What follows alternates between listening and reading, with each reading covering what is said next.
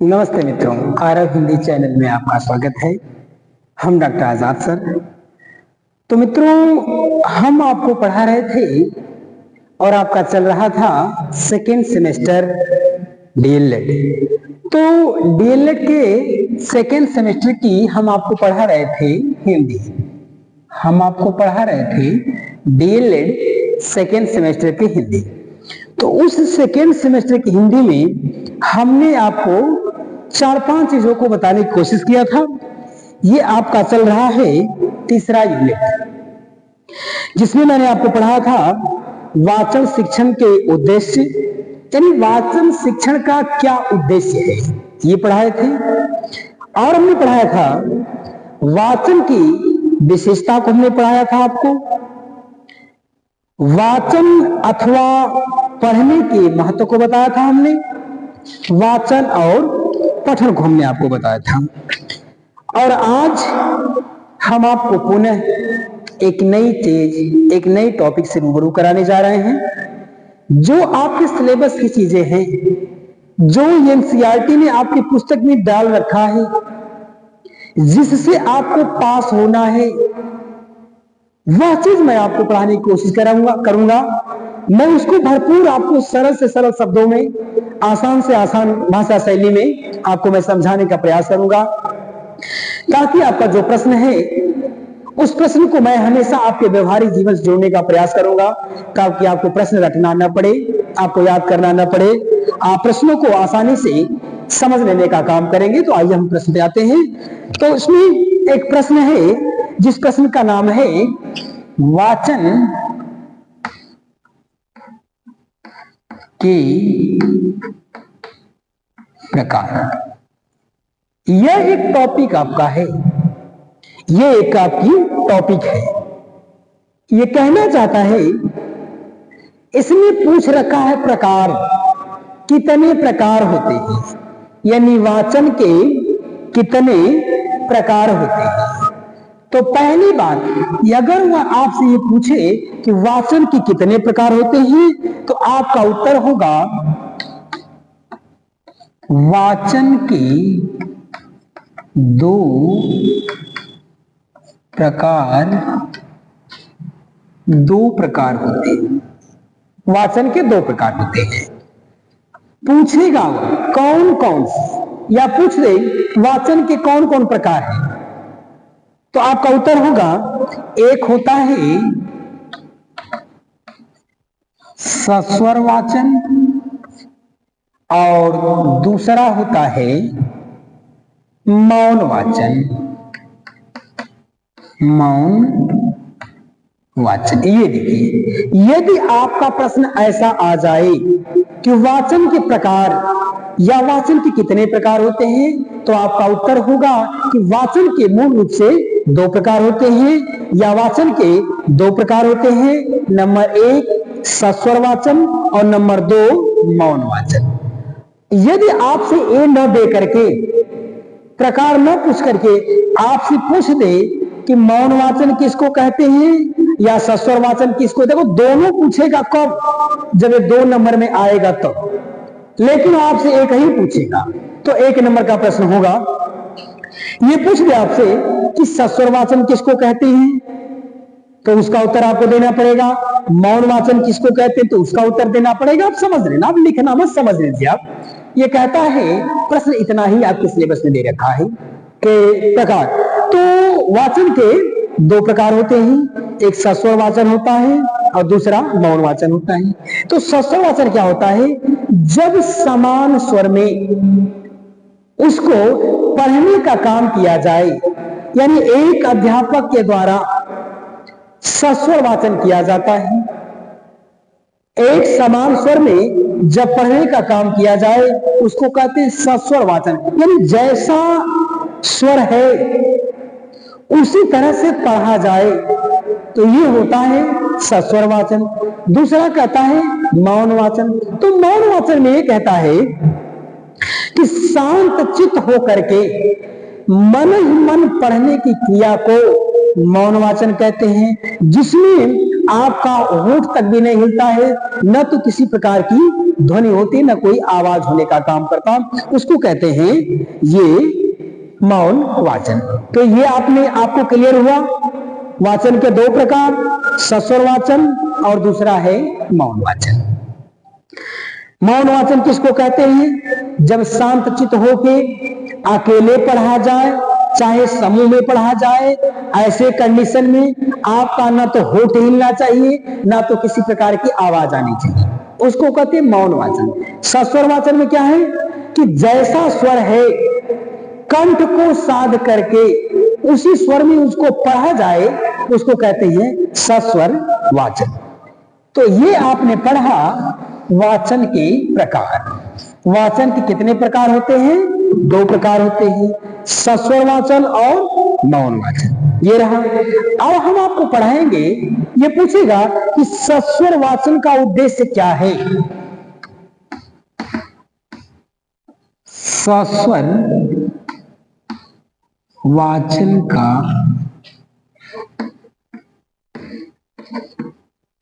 उद्देश्य, देखिए प्रश्न क्या कहना चाहता है, उसने आपसे ये पूछ रखा है कि आपने अभी जो पढ़ा कि वाचन के दो प्रकार, जिसमें एक प्रकार सस्वर भी है। अब ये कहना चाहता है कि सस्वर जो वाचन होता है, उस सस्वर वाचन का क्या उद्देश्य है। उसने आपसे पूछना चाहता है कि जो आप सस्वर वाचन करते हो वह उद्देश्य विहीन होता है या कोई उसका उद्देश्य होता है। ये पूछना चाहता है कि आप जो सस्वर वाचन बच्चों को कराने का काम किया जाता है, जो बच्चों से सस्वर वाचन करवाया जाता है, या जो एक आदर्श वाचन अध्यापक के द्वारा करने का काम किया जाता है, जो सस्वर वाचन यानी पुस्तकों को पढ़ाने से पहले या किसी दोही चौपाई को पढ़ाने से पहले एक सस्वर वाचन, कविताओं को पढ़ाने से पहले सस्वर वाचन कविताओं का किया जाता है। कहता है कि आपका जो सस्वर वाचन किया जाता है आपके द्वारा, तो क्या उस वाचन का उद्देश्य होता है या नहीं होता है। यदि आपके सस्वर वाचन से समाज का फायदा हो, बच्चों का फायदा हो, पढ़ने वालों का फायदा हो, तो उसका निश्चित कोई न कोई उद्देश्य है। यदि आपके सस्वर वाचन का कोई मतलब नहीं निकल रहा है, आपका सस्वर वाचन यदि निरर्थक हो रहा है, तो समझ लीजिए वह क्या है, सस्वर वाचन निरुद्देश्य, बिना उद्देश्य का है। लेकिन ये आपका प्रश्न ये पूछता है कि सस्वर वाचन का उद्देश्य, कहता है कि सस्वर वाचन का क्या उद्देश्य है। यदि ऐसा प्रश्न आपका आए तो आपका पहला उत्तर यह होना चाहिए कि बालक के वाचन के समय, कहता है बालक को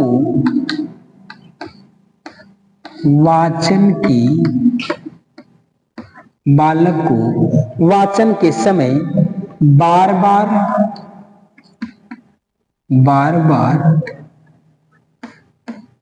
टोकना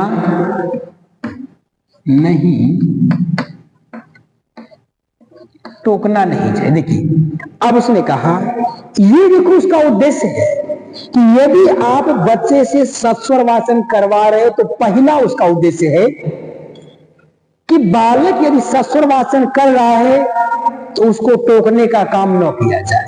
उसने कहा कि यदि पूछे कि सस्वर वाचन का क्या उद्देश्य है, तो आपका उत्तर होगा, यदि बालक सस्वर वाचन को करने का काम कर रहा है तो उस बालक को बार बार टोकने का काम न किया जाए, उसको बार बार डिस्टर्ब करने का काम न किया जाए। वह जो कुछ वाचन कर रहा है उसको स्वतंत्र होकर के उसको करने दिया जाए, उसको टोकने का काम न किया जाए।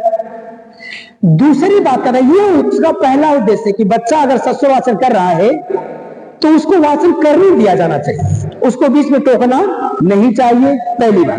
दूसरी बात कहता है कि सस्वर वाचन में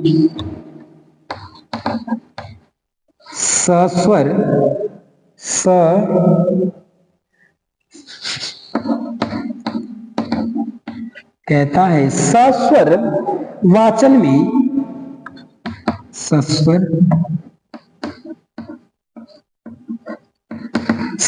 वाचन में बड़ी कुशलता की आवश्यकता होती है, बड़ी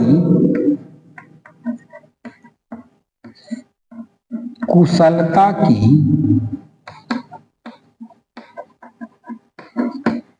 बड़ी कुशलता की आवश्यकता होती है। ये देखिए, दूसरी बात उसने कहा, पहला उद्देश्य तो बताया कि यदि बच्चा सस्वर वाचन कर रहा है तो उसको बार बार टोका ना जाए, पहला उद्देश्य, क्योंकि उद्देश्य पूरा नहीं हो पाएगा उसका। दूसरी बात कहता है कि जो सस्वर वाचन में, ये जो सस्वर वाचन किया जाता है उसमें बड़ी कुशलता की आवश्यकता होती है, कला की आवश्यकता होती है। उसने कहा कि जो सस्वर वाचन है, उस सस्वर वाचन में, वाचन एक प्रकार की कला है, इसको आप ये भी कह सकते हो, वाचन एक प्रकार की कला है।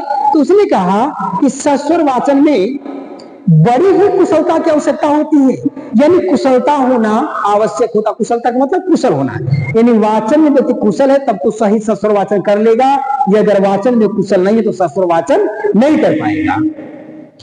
दूसरी बात कहता है, तीसरी बात में कह रखा है ये कि भावानुसार, कहता है भावानुसार उतार चढ़ाव, उतार चढ़ाव। उसने कहा कि सस्वर वाचन में जैसा भाव है, जैसा भाव है उस तरह का उसमें आपके अंदर उतार चढ़ाव होना चाहिए। उसने कह रखा है कि सस्वर वाचन तभी सफल होगा जिस प्रकार का भाव है उस प्रकार के भाव के अनुसार आपको उतार चढ़ाव लाना ही होगा। यदि उतार चढ़ाव नहीं लाते हो तो आपका सस्वर वाचन का उद्देश्य पूरा नहीं होगा। इसलिए कहता है कि सस्वर वाचन का उद्देश्य है कि भावानुसार, यानी उस भाव के अनुसार आपके अंदर उतार चढ़ाव आना चाहिए। यदि उतार चढ़ाव नहीं आ रहा है तो आपका सस्वर वाचन सफल होने का काम नहीं करेगा। जैसे सामान्य सी बात है, किसी कविता को आप पढ़ रहे हो और उसमें उतार चढ़ाव है, और उतार चढ़ाव न करने के बाद भी आप या तो चढ़ाव में ही पढ़ रहे हो तो उतार नहीं पढ़ रहे हो, इसलिए आपका उद्देश्य पूरा नहीं होगा। उसने कहा कि भाव के अनुसार आपके अंदर उतार चढ़ाव होना चाहिए, ये हमारे सस्वर वाचन का उद्देश्य है। अगली बात उसने कह रखा है शुद्ध उच्चारण के साथ पढ़ना, शुद्ध उच्चारण की साथ पढ़ना। कहता है, दूसरी बात कहता है कि सस्वर वाचन तभी सफल होगा जब आप शुद्ध शुद्ध उच्चारण के साथ उसको पढ़ेंगे। आपका उच्चारण यदि शुद्ध हो रहा है तब तो उसका सस्वर वाचन सफल है। यदि आपका उच्चारण अशुद्ध है तो आपका सस्वर वाचन सफल नहीं है। इसलिए कहता है कि सस्वर वाचन के उद्देश्य में सबसे पहले आपकी पूर्ति होनी चाहिए कि आपका जो उच्चारण है एकदम स्पष्ट होना चाहिए, आपका उच्चारण जो है एकदम शुद्ध होना चाहिए। ये हमारे सस्वर वाचन का उद्देश्य होता है। अगला उद्देश्य उसने बता रखने का काम किया हुआ है कि विराम चिन्हों का ध्यान। कहता है विराम चिन्हों का ध्यान। अंतिम बात उसने कह रखा है यदि आप बच्चों को सस्वर वाचन करा रहे हो तो आपके अंदर, चाहे बच्चा सस्वर वाचन कर रहा हो चाहे आप सस्वर वाचन कर रहे हो, तो उसके बीच में, आपके बीच में क्या होना चाहिए कि सही जगह पे सही रुकाव, सही ठहराव। यानी उसके कहने का मतलब यह है कि विराम चिन्हों का ध्यान, कहां पूर्ण विराम है, कहां अर्ध विराम है, कहां प्रश्नवाचक है, कहां विस्मय बोधक है, कहां संबोधन है। तो जिस प्रकार का उसमें चिन्ह उसने लगा रखने का काम किया हुआ है, यदि उस चिन्ह का प्रयोग आप करके सही पढ़ रहे हो तो ये हमारे सस्वर वाचन का उद्देश्य है। यदि आप उसके विराम चिन्हों का प्रयोग नहीं कर पा रहे हो तो सस्वर वाचन सही नहीं हो रहा है। इसलिए कहता है कि हमारे सस्वर वाचन का उद्देश्य यही है कि विराम चिन्हों का उचित प्रयोग होना, या उचित प्रयोग करना, या उचित उसका ध्यान देना। और अंतिम बात उसने कह रखा हुआ है, कहता है उच्चारण पर अस्थायी प्रभाव, उच्चारण पर अस्थायी, उच्चारण पर अस्थायी प्रभाव एवं ग्रामीण प्रभाव न पड़े। उच्चारण पर अस्थायी प्रभाव एवं ग्रामीण प्रभाव न पड़े। ये देखिए कहता है, एक सबसे महत्वपूर्ण बात उसने ये कह रखा है, ये हमारे अशुद्धि के कारण बन जाते हैं। आपने देखा होगा कि हमारे अशुद्धि के कारण सब चीज बन जाती है। क्या कहता है उसने कहा, आपके उच्चारण के ऊपर, आप जो उच्चारण कर रहे हो उस उच्चारण के ऊपर अस्थाई प्रभाव, कहता निश्चित प्रभाव तो होना चाहिए, अस्थाई प्रभाव होना चाहिए एवं ग्रामीण प्रभाव न पड़े। ये बात देखिए कहता, छोटी सी बात उसने कह रखा, केवल ना सुने पूरा वाक्य बदल दिया है। उसने कहा कि सस्वर वाचन का उद्देश्य होता है कि आप जिस उच्चारण का प्रयोग कर रहे हैं वह उच्चारण का प्रयोग आपका कैसा है, अस्थाई है। कहता है जो आपके उच्चारण का प्रभाव है ये कैसा है, अस्थाई है।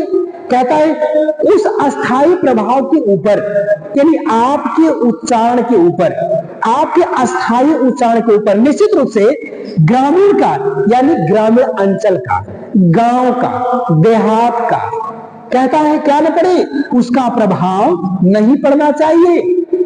कहता आपका उच्चारण अस्थाई है और आपके अस्थाई उच्चारण के ऊपर ग्रामीण प्रभाव नहीं पड़ना चाहिए। यदि ग्रामीण प्रभाव उसके ऊपर पड़ने का काम करता है तो निश्चित रूप से यह अशुद्ध हो जाने का काम करेगा।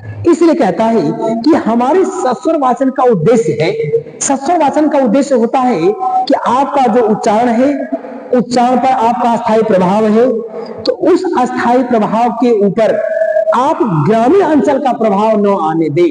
क्योंकि गांव में जो चीजें होती है, मैं बताऊं आपको कि जो गांव में चीजें होती हैं तो हम लोग कुछ और ही कहते हैं। जितने भी लोग गांव से जुड़े होने का काम किए होंगे, ग्रामीण अंचल से जो भी लोग जुड़े हुए हैं, तमाम हमारे भाई बहन हैं जो गांव से जुड़े हुए हैं, जो लोग आप पढ़ रहे हो, क्लास कर रहे हो, ये लोग हमारे तमाम ऐसे लोग हैं जो निश्चित रूप से ग्रामीण अंचल से जुड़ने का काम, बताइए सही है कि गलत है? निश्चित रूप से आप लोग ग्रामीण अंचल से जुड़े हुए हो, ये तो स्पष्ट है। जब ग्रामीण अंचल से जुड़े हो तो 80% में 10% गांव की चीजें आ ही जाती है। लेकिन उसने कहा यदि आपका सस्वर वाचन हो रहा है सही और उसका उद्देश्य अगर पूरा करना है तो आपके उच्चारण के ऊपर निश्चित रूप से ग्रामीण प्रभाव नहीं आना चाहिए, अर्थात ग्रामीण प्रभाव होने के कारण उच्चारण अशुद्ध हो जाने का काम करेगा और आपका जो सस्वर वाचन है यदि निष्फल हो जाने का काम करेगा। जैसे गांव में क्या होता है, प्रभाव शब्द होता है, कहा जाता है यह अस्थाई चीज है, प्रभाव अस्थाई चीज है, लेकिन गांव में क्या कहते हैं उसको कि प्रभाव उनका नहीं कोई रहा, प्रभाव उनका नहीं रहा। तो तमाम ऐसे नाम है किसी का प्रभु, लेकिन गांव के लोग उसको क्या कहते हैं, प्रभु, यही कहा जाता है, प्रभु उसको कहा जाता है। कहता है कि ये हमारे सस्वर वाचन का उद्देश्य तभी पूर्ण होने का काम करेगा जब आपका जो उच्चारण अस्थाई हो और उस अस्थाई प्रभाव के ऊपर ग्रामीण प्रभाव होने का काम न करे, तब हमारा ये सस्वर वाचन का उद्देश्य पूरा होने का काम करेगा। तो जो ये रहा है आपका सस्वर वाचन का उद्देश्य। अब हम अगली चीज आपको पढ़ाने की कोशिश करना चाहेंगे। मैं ये चाहता हूं कि आप लोगों को जो भी चीज पढ़ाया जाए वह एकदम स्पष्ट होनी चाहिए, वह एकदम स्पष्ट होनी चाहिए, ताकि यहां के बाद आपको कहीं कोई किताब पढ़ने की आवश्यकता न पड़े, कोई सीरीज पढ़ने की आवश्यकता न पड़े, किसी से पूछने की आवश्यकता न पड़े। क्योंकि आपका जो किताब ये है, इस किताब में एनसीईआरटी ने सब कुछ छाप के दिया हुआ है, ये उससे प्रमाणित किताब है। तो जो भी चीज है आप यहीं से स्पष्टीकरण कर लो, नहीं समझ में चीज आएगा। आप देखो प्रश्न को पढ़ते समय एक काम करिएगा, आप लोग जब आप प्रश्न को पढ़ रहे हो ना, तो प्रश्न को पढ़ते समय आप उस प्रश्न को एक काम करिए, अपने दैनिक जीवन में जो क्रियाकलाप है आप अपने व्यवहारिक जीवन से उस प्रश्न को जोड़ लीजिएगा। जब आप व्यवहारिक जीवन से उस प्रश्न को जोड़ने का काम करेंगे तो बात आपको और भी ज्यादा स्पष्ट होने का काम करेगा। ठीक, यह हमने पढ़ा सस्वर वाचन का उद्देश्य था। अगला है सस्वर वाचन के गुण। सस्वर वाचन की गुण। देखिए कहता है कि जब सस्वर वाचन का एक उद्देश्य था, तो देखिए होता क्या है कि हर व्यक्ति का अपना कुछ ना कुछ खास गुण होता है, हर व्यक्ति की कुछ ना कुछ अपनी विशेषता होती है। उसने कह रखा है कि ये जो सस्वर वाचन है इसका भी अपना निश्चित गुण होगा, निश्चित एक प्रभाव होगा, निश्चित रूप से एक असर होगा। उसने कह रखा है कि सस्वर वाचन का गुण, तो कहता है कि आपने पढ़ा जब सस्वर वाचन का उद्देश्य है तो निश्चित रूप से सस्वर वाचन का उसका अपना खुद का गुण होगा। अगर ऐसा प्रश्न आ जाए कि देखिए वाचन का गुण यदि देगा तो वह आपका प्रश्न दूसरा बनेगा, सस्वर वाचन का देगा तो दूसरा बनेगा। कहता है कि सस्वर वाचन का अगर गुण आपसे पूछे, कभी भी वह पूछ दे कि सस्वर वाचन का क्या गुण होता है, तो आपका उत्तर होगा बालक को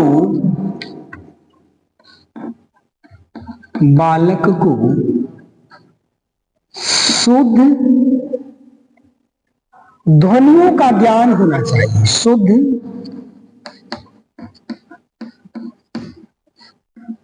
ध्वनियों का ज्ञान होना। देखिए पहली बात कहा उसका खुद का अपना गुण। देखिए हर व्यक्ति का अपना कुछ ना कुछ गुण होता है भाई, निश्चित रूप से हर एक चीज की सामान्य सी बात है। जो चाक है, इस चाक का भी अपना गुण है, ये जहां चलेगा वहां निश्चित चिन्हित करता जाएगा, इसका अपना खुद का गुण है। हर सामान का अपना गुण होता है। तो उसने कहा है कि ये बताइए कि सस्वर वाचन का कौन सा गुण है। ये जो सस्वर वाचन होता है, क्या सस्वर वाचन के अंदर कोई गुण है या नहीं। ये कहता है कि सस्वर वाचन का क्या गुण बताता है कि बालक को सबसे पहले शुद्ध ध्वनियों का ज्ञान होना चाहिए, ये सस्वर वाचन का गुण है।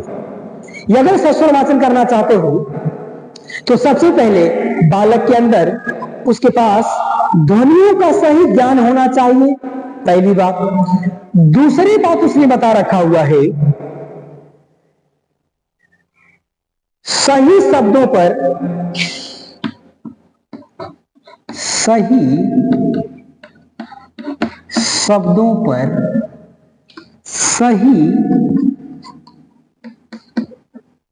जगह पर, सही शब्दों पर सही जगह पर बलाघात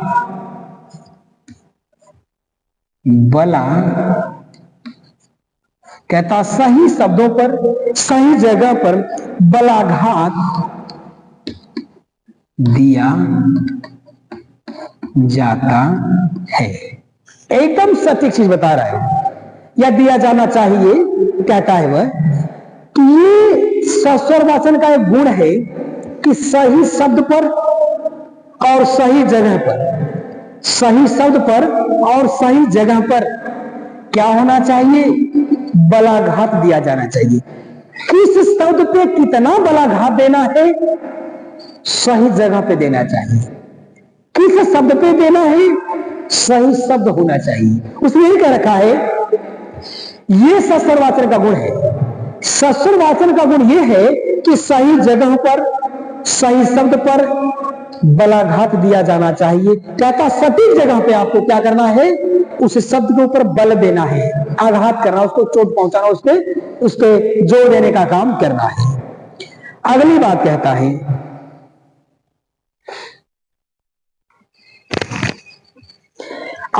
कहता है श्रोता जब रुचि न ले तब। कहता है श्रोता जब रुचि न ले तब कैसे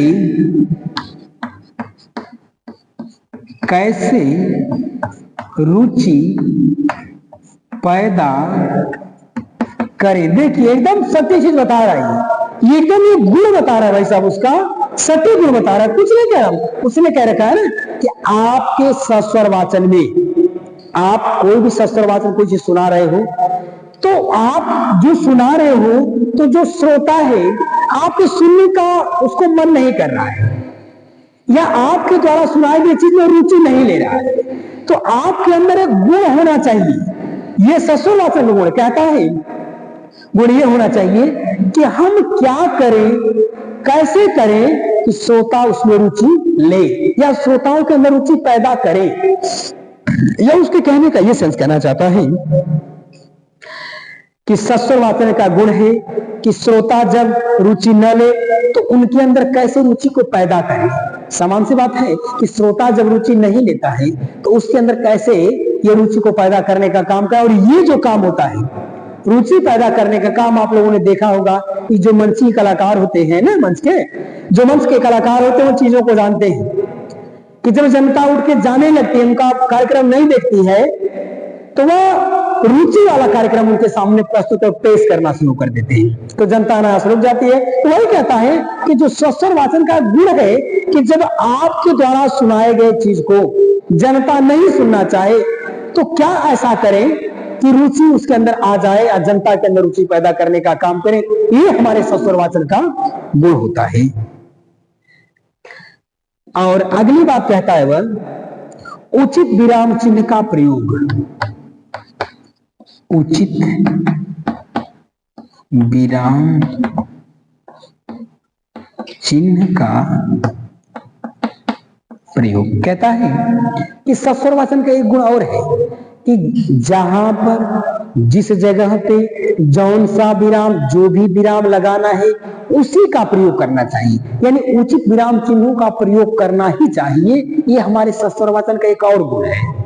और अंतिम गुण है स्वर में, अंतिम गुण है कि स्वर में रसात्मकता होनी चाहिए। रसात्मकता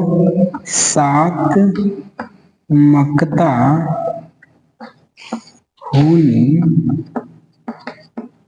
चाहिए। कहता है कि स्वर में आपके रसात्मकता का मतलब होता है ना कि स्वर में आपके पास रस हो। उसके कहने का मतलब है भाई, देखिए हर कोई व्यक्ति गुनगुना तो लेता है, अपने मन को तो बहला लेने का काम करता है, लेकिन जो व्यक्ति दूसरे के मन को बहला दे अपने स्वर के द्वारा, अपने लय के द्वारा, अपने कंठ के द्वारा, जब दूसरे के मन को बहला देने का काम करे उसको कहते हैं रसात्मकता। यानी आपके सुनाए गए चीजों में जब रस पैदा हो, सुनने में रुचिकर लगे, सुनने में अच्छा लगे, ये हमारे क्या है, सस्वरवाचन का गुण होने का काम करता है। तो ये आपका रहा सस्वरवाचन के गुण। तो आपने 2-3-4 चीजों को आपने पढ़ने का काम किया। यहाँ आपने पढ़ा, क्योंकि मैंने आपको पहले बता दिया था कि आप प्रश्न को पढ़े पहले, आप परीक्षा में जब जाएं एकदम निर्दिष्ट भाव से, आप निसंकोच भाव से प्रश्न से पहले पेपर को बड़े सामान्य वे में पढ़े, या सामान्य से अर्थ में उसको पढ़ लीजिए। अब उसको पढ़ते हुए उस प्रश्न के अर्थ को लगाइए कि आखिरकार इस प्रश्न का, इस वाक्य का अर्थ क्या कह रहा है। जब वाक्य के अर्थ को लगा लेंगे आप, तो उसके उत्तर को आप लिख लेंगे बड़े आराम से। यहां पे यही कह रखा है कि सस्वर यानी समान स्वर में हम जो पढ़ते हैं, जो वाचन करते हैं, उसका गुण क्या है। ये गुण बता रखा है कि स्वर में रसात्मकता होनी चाहिए, यानी आपका जो स्वर है उसमें रस होना चाहिए, उसमें मिठास होना चाहिए, ये होना चाहिए। दूसरी बात कहता है कि आप जिस चीज को सुना रहे हो कहाँ कितना रुकना है, किस प्रकार से। सामान्य सी बात है, एक नृत्य करने वाला देखो नाचता वो उतना ही है, जहां जिस स्टेप पे उसको रुकना होता है वो स्टेप पे रुकने लगता है। ऐसा नहीं कि ऐसे हमेशा ही करता रहता, नहीं ऐसा नहीं करता। वह कब उसको आगे चलना है, कब पीछे चलना है, कब उसको घूमना है, ये सारी क्रिया करने का काम वो करता है। कहता है वह चिन्ह विराम है, तो उसके अनुसार आपको क्या करना पड़ेगा, रुकना पड़ेगा। लोगों के अंदर यदि आपकी चीजों को लोग नहीं सुन रहे हैं तो आपके अंदर आपको रुचि पैदा करना पड़ेगा। ये क्या है, ये गुण है। यदि आप रुचि पैदा कर ले रहे हो तो आपके अंदर गुण है। ये गुण किसके अंदर, हमारे सस्वरवाचन के अंदर गुण है। कहता है कि सस्वरवाचन के अंदर ये गुण होने का काम किया हुआ है, इन्हीं गुणों के कारण इसको सस्वरवाचन कहने का काम किया जाता है। तो मित्रों अगली वीडियो में पुनः मुलाकात होने का काम करेगा। तब तक के लिए जय भारती, जय विद्यार्थी, धन्यवाद।